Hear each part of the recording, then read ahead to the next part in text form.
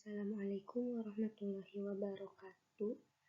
Perkenalkan, nama saya Caskini Nuraini dari Fakultas Ilmu Sosial dan Ilmu Politik, Prodi Administrasi Niaga semester 1. Di sini saya akan menjelaskan materi tentang demokrasi. Jadi, pengertian demokrasi yaitu demokrasi berasal dari bahasa Yunani yaitu demos dan kratos.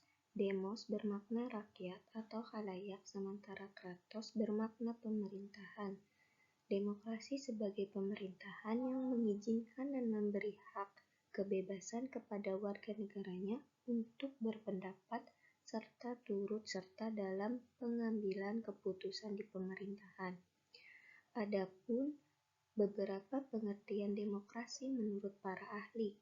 Yang pertama, C.F. Strong, demokrasi adalah sistem pemerintahan di mana mayoritas rakyat berusia dewasa turut serta dalam politik atas dasar sistem perwakilan, yang kemudian menjamin pemerintahan mempertanggungjawabkan setiap tindakan dan keputusannya.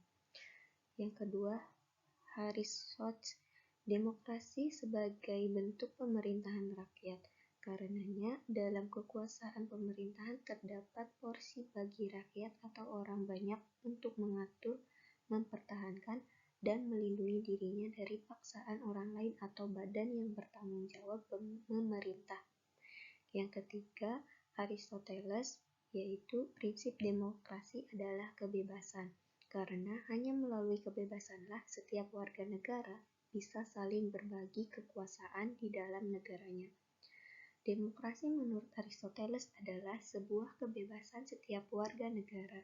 Kebebasan tersebut digunakan untuk saling berbagi kekuasaan. Hal itu karena hanya melalui kebebasanlah setiap warga negara dapat saling berbagi sebuah kekuasaan di dalam negaranya sendiri. Kemudian, ciri-ciri demokrasi. Demokrasi dilakukan agar kebutuhan masyarakat umum dapat terpenuhi. Pengambilan kebijaksanaan negara demokrasi tergantung pada keinginan dan aspirasi rakyat secara umum.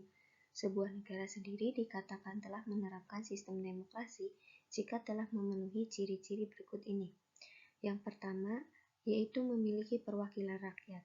Indonesia memiliki lembaga legislatif bernama Dewan Perwakilan Rakyat atau yang disebut DPR, yang telah dipilih melalui pemilihan umum, sehingga urusan negara, kekuasaan, dan kedaulatan rakyat kemudian melalui anggota DPR ini. Yang kedua, keputusan berlandaskan aspirasi dan kepentingan warga negara. Seluruh keputusan yang telah ditetapkan oleh pemerintah berlandaskan kepada aspirasi dan kepentingan warga negaranya, dan bukan semata-mata kepentingan pribadi atau kelompok belaka. Hal ini sekaligus mencegah praktek korupsi yang merajalela. Yang ketiga, menerapkan ciri konstitusional. Hal ini berkaitan dengan kehendak, kepentingan, atau kekuasaan rakyat, di mana hal tersebut juga tercantum dalam penetapan hukum atau undang-undang.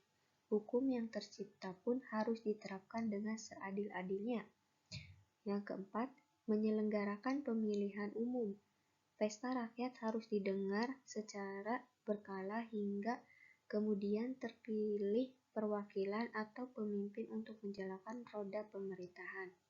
Yang kelima, terdapat sistem kepartaian. Partai adalah sarana atau media untuk melaksanakan sistem demokrasi. Dengan adanya partai, rakyat juga dapat dipilih sebagai wakil rakyat yang berfungsi menjadi penerus aspirasi. Tujuannya tentu saja agar pemerintah dapat mewujudkan keinginan rakyat. Sekaligus, wakil rakyat dapat mengontrol kerja pemerintahan. Jika terjadi penyimpangan, wakil rakyat kemudian dapat mengambil tindakan hukum.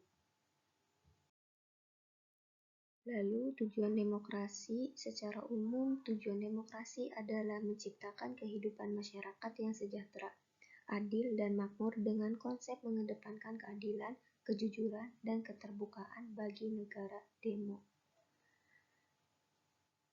Pada konsepnya, tujuan demokrasi dalam kehidupan bernegara juga meliputi kebebasan berpendapat dan kedaulatan rakyat. Berikut beberapa tujuan demokrasi secara umum beserta penjelasannya. Yang pertama, kebebasan berpendapat.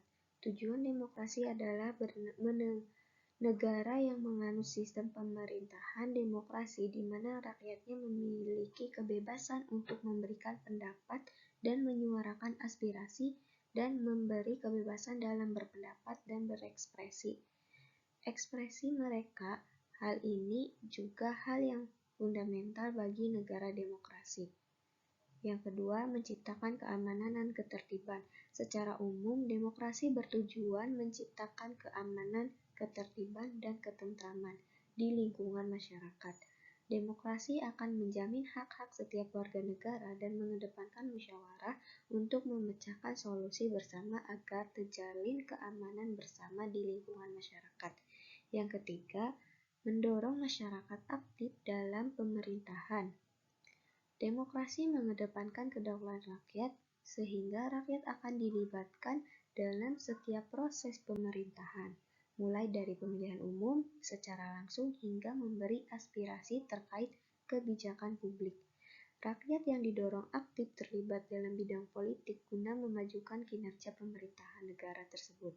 Adanya peran rakyat dalam pemerintahan juga akan membuat setiap warga negara lebih bertanggung jawab terhadap peran yang dimilikinya sebagai seorang warga negara yang wajib menjaga keutuhan negara. Yang keempat, membatasi kekuasaan pemerintahan. Kritik pada pemerintahan. Sistem pemerintahan demokrasi juga bertujuan membatasi kekuasaan pemerintahan agar tidak menimbulkan kekuasaan tertinggi dalam negara yang menganut sistem pemerintahan demokrasi. Ada di